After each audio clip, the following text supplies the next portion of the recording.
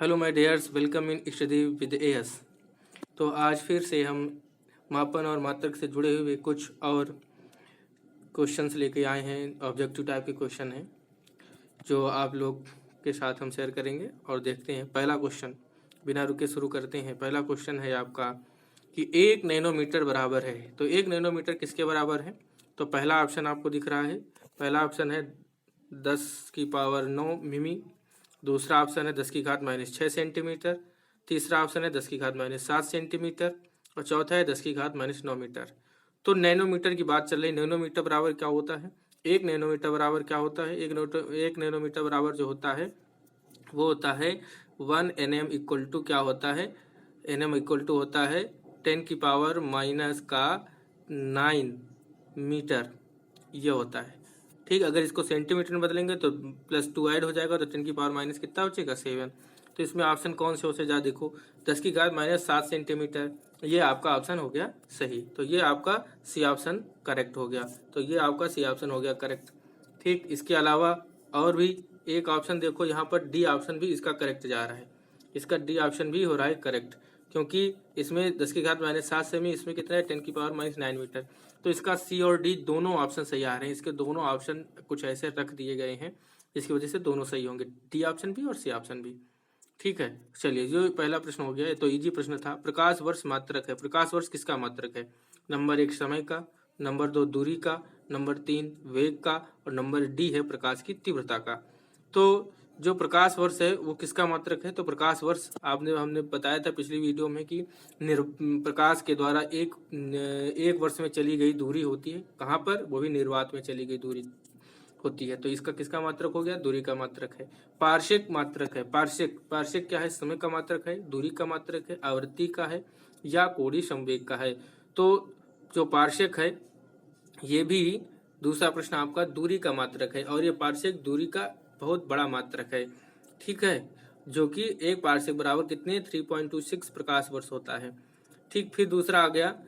अगला प्रश्न है, चौथा प्रश्न है, गुरुत्वीय द्रव्यमान अनुक्रमानुपाती होता है। जो गुरुत्वीय द्रव्यमान है वो किसकी अनुक्रमानुपाती होता है? गुरुत्वीय क्षेत्र के, गुरुत्वीय बल के, गुरुत्वीय क्षेत्र की तीव्रता के या इन सभी के? तो यहाँ पर आप ध्यान रखेंगे इसमें क्या होता है? गुरुत्वीय बल, क्योंकि गुरुत्वीय बल पृथ्वी जो हमारे ऊपर जितना ज्यादा लगाती है वही उसी हिसाब से किसी वस्तु या व्यक्ति का भार होता है। तो इसीलिए इसका बी ऑप्शन ही सही होगा। गुरुत्वीय बल के अनुक्रमानुपाती होता है गुरुत्वीय द्रव्यमान। ठीक है, तो पांचवा प्रश्न आ रहा है, सोनार। सोनार क्या है? निम्नलिखित में से कौन सी तरंगे उत्सर्जित करता है? तो पहले तो सोनार को समझ लीजिए। सोनार क्या है?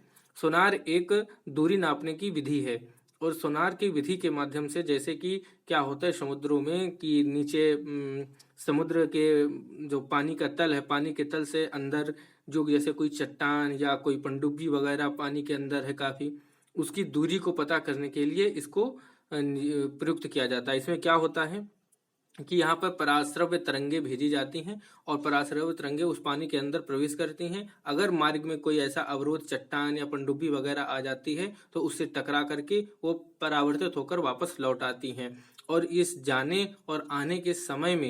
जाने आने में जो समय लगता है और उसी समय की गणना से हम उस दूरी का पता कर लेते हैं कि चट्टान कितनी गहराई में होगी या पनडुब्बी कितने गहराई में है।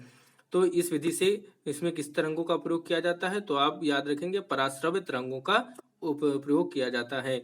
अगला प्रश्न आ रहा है 6, निम्नलिखित में से कौन सा मात्रक नहीं है? कौन सा समय का मात्रक नहीं है? क्या नहीं है? घंटा जानते हो समय का मात्रक है, नैनो सेकेंड समय का मात्रक है, माइक्रो सेकेंड भी समय का मात्रक है, बस ये छोटे में प्रकाश वर्ष है।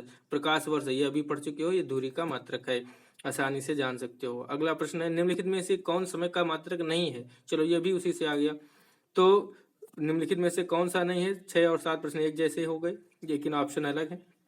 तो पहला वर्ष तो समय का मात्रक है। एक साल में 365 दिन होते हैं तो समय का ही मात्रक। लीप वर्ष तो ये तो 366 दिन का हो गया जब फरवरी 29 की हो जाती है, तो ये भी समय का मात्रक। शेक और प्रकाश वर्ष, तो प्रकाश वर्ष इसका ऑप्शन सही हो जाएगा क्योंकि प्रकाश वर्ष दूरी का मात्रक। अब शेक क्या होता है? शेक एक बहुत छोटा मात्रक है। एक सेक में 10⁻⁻8 सेकेंड होते हैं, याद रखें। एक सेक बराबर 10⁻⁻8 सेकेंड का टाइम जो होता है वो एक सेक कहलाता है। फिर अगला प्रश्न आ गया, एक घन का आयतन मीटर क्यूब तथा उसकी पृष्ठीय क्षेत्रफल मीटर स्क्वायर में परस्पर बराबर है। तो घन का आयतन है, तो हमें बताना है कि कोई घन है जिसका आयतन मीटर क्यूब है और उसका पृष्ठीय क्षेत्रफल मीटर स्क्वायर में है। तो वो दोनों समान है, उसका आयतन भी बराबर है और उसका पृष्ठीय क्षेत्रफल भी बराबर है। तो वो क्या होगा, इसमें से कौन सा ऑप्शन होगा? तो घन का आयतन का सूत्र क्या होता है? ए क्यूब, भुजा का क्यूब ए क्यूब, और पृष्ठीय क्षेत्रफल क्या होता है? 6a²। तो 6a², तो यहाँ पर किसी आसानी समझ में आ रहा है कि a का मान 6 होगा। तो अगर a की जगह 6 रखेंगे तो 6 का स्क्वायर हो जाएगा, और 6 गुणे में भी है तो 6 का क्यूब हो जाएगा। और 6 का क्यूब यानी भुजा कितनी होनी चाहिए? 6। और 6 का क्यूब निकालोगे तो कितना आएगा?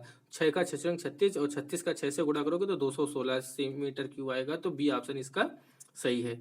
तो एक घन का आयतन तथा उसकी पृष्ठीय क्षेत्रफल मीटर स्क्वायर परस्पर बराबर है, तो क्या होगा? 216 मीटर क्यूब। अगला प्रश्न आ गया, एक विद्यार्थी ने एक छड़ की लंबाई मापकर 3.50 सेमी लिखी है। इसको मापने में उसके किस उपकरण का प्रयोग किया गया है?